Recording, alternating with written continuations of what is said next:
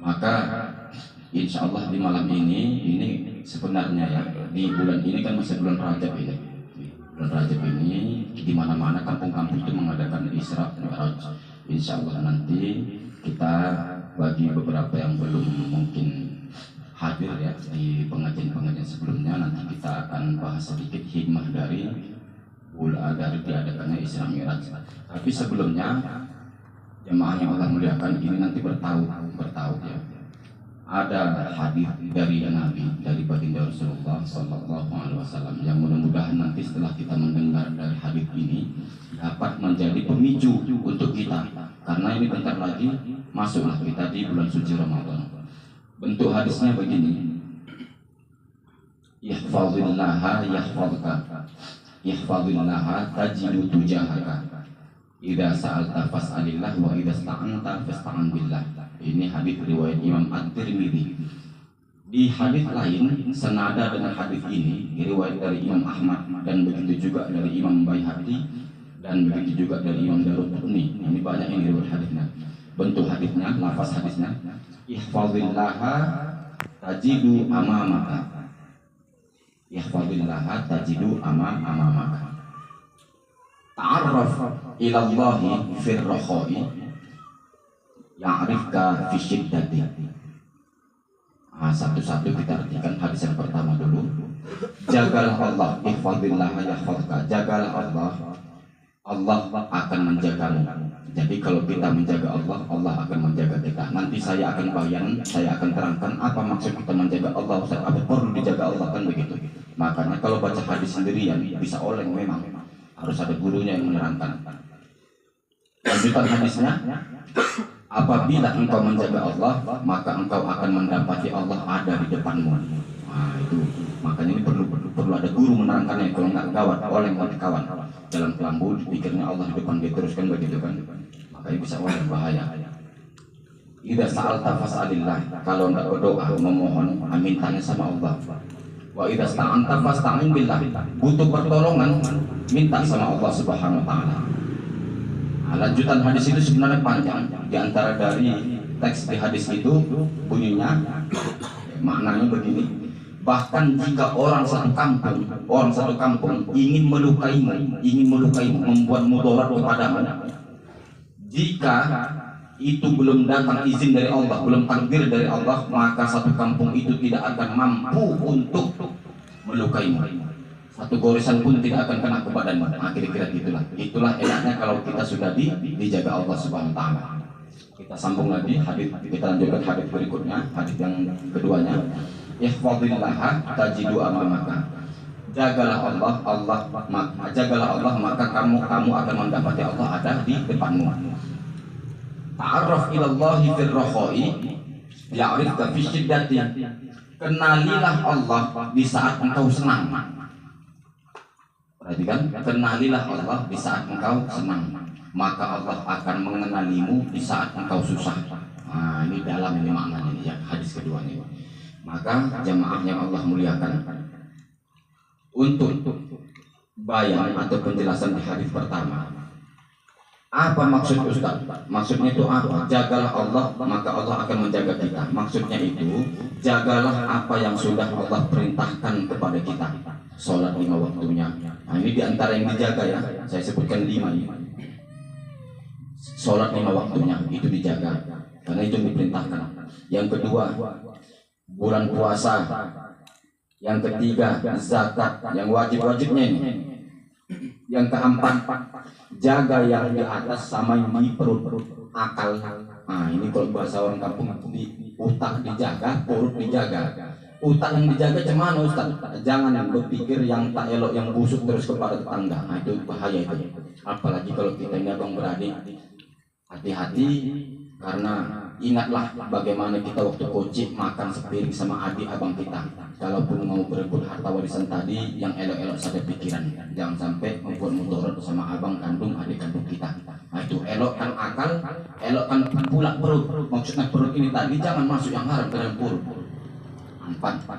Dan yang kelima adalah kewajiban untuk kita menuntut ilmu agama. Ini diantara 5 kewajiban dijaga. Ketika kita mampu menjaga kelima ini tadi, maka Allah akan menjaga kita pula. Nah, itulah maksud ini tadi. Makanya lanjutannya idza sa'alta fas'alillah. Kalau mau memohon berdoa, berdoanya sama Allah Subhanahu wa taala, jangan sama nenek moyang yang udah meninggal. Kalau mau meminta tolong juga pertolongan mintalah kepada Allah Subhanahu wa taala. Maka jalurnya boleh kita mendatangi tuan syekh, tuan guru untuk tuan syekh itu mendoakan kepada Allah Subhanahu wa taala. Nah, itu jalurnya. Hadis yang kedua tadi, jagalah Allah maka kau akan dapati Allah ada di depanmu. Maksudnya itu tadi sama, ketika kita mampu menjaga kewajiban-kewajiban yang sudah ditetapkan kepada kita, maka kita akan mendapati dalam kondisi apapun Allah selalu bersama kita. Itu maksudnya. Ustaz, kalau lagi terpuruk, iya. Ketika dia mampu menjaga kewajiban ini tadi, dalam terpuruk pun kondisi perekonomian dia, maka Allah akan senantiasa ada pada dirinya. Artinya apa? Nggak akan mengeluh dia. Nah, itu maksudnya tadi, nggak akan mengeluh dia. Kita harus tahu jemaah satu hal. Kita mungkin ini semua ini, kita akan berpikir, aku Ustaz yang tak onda aku jadi orang miskin total, jadi orang melarat tak onda aku. Kita akan berpikir begitu karena manusia biasanya kita ini. Cuman jangan lupa ya, jangan lupa. Pembawa syariat kita baginda Rasul itu di akhir hayatnya tidak menyisakan apapun untuk dijadikan harta warisan. Harus tahu kita. Betul nggak?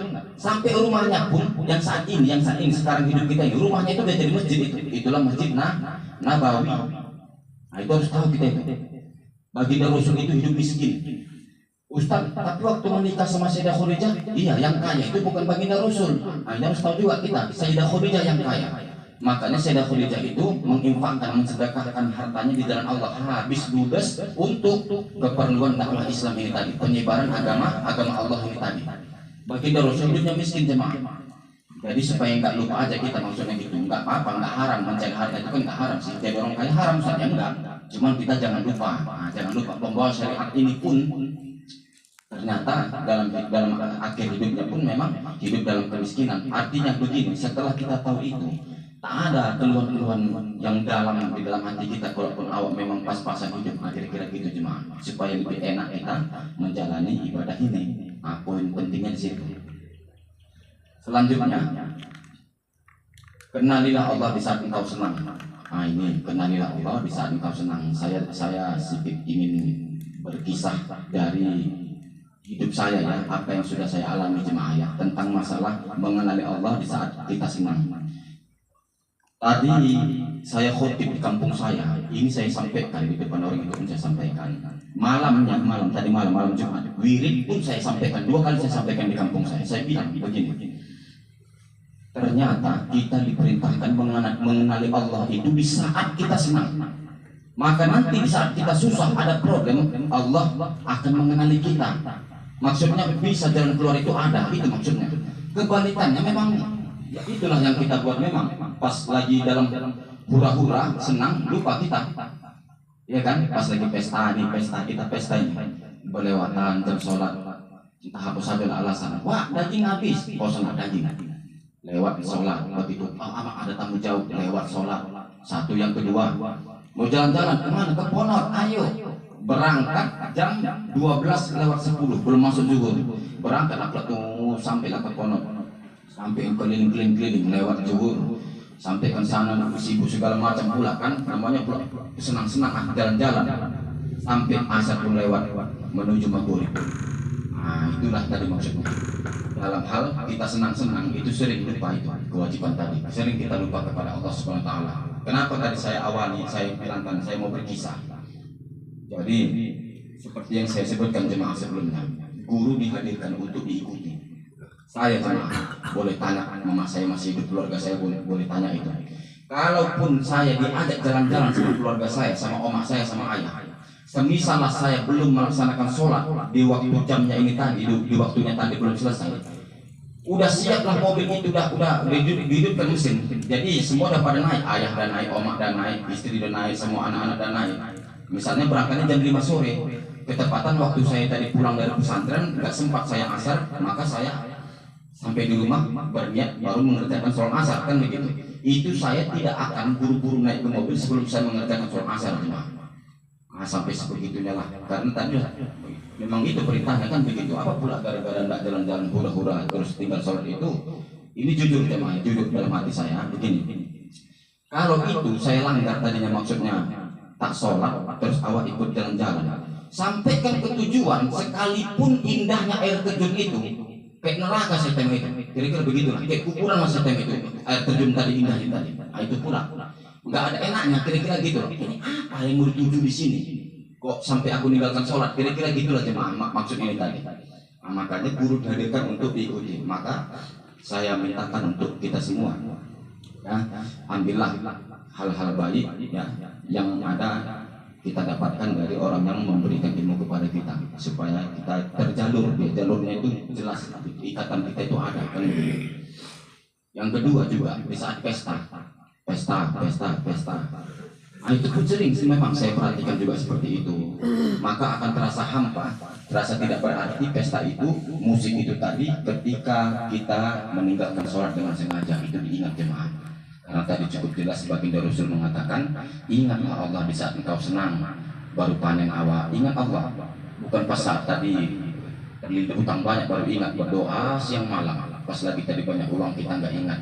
Ingat Allah ini macam mana Ustaz? Kalau pas lagi dapat uang banyak, belum hasil panen, Pinomat keluarkan 10.000 kasihkan sekolah rumah tangga anak yatim itu, akhirnya dikira begitu. Sederhana deh, nggak dimintakan kita kasihkan semua uang tuh. Awak Ustaz hasil panen 3 juta, udah dikasihkan semua ya janganlah. Mengapa nanti di rumah akan begitu? Kasihkan berapa? Memang kadar mengkasihkan ini tergantung masing-masing, pula iman masing-masing dan kebutuhan masing-masing ya kan begitu. Nah, itu makna sederhana dari mengingat Allah di saat senang. Maka Allah akan mengingat kita pula, mengenal kita di saat kita susah. Jemaah yang Allah muliakan, ini bertaut dengan Isra Mi'raj.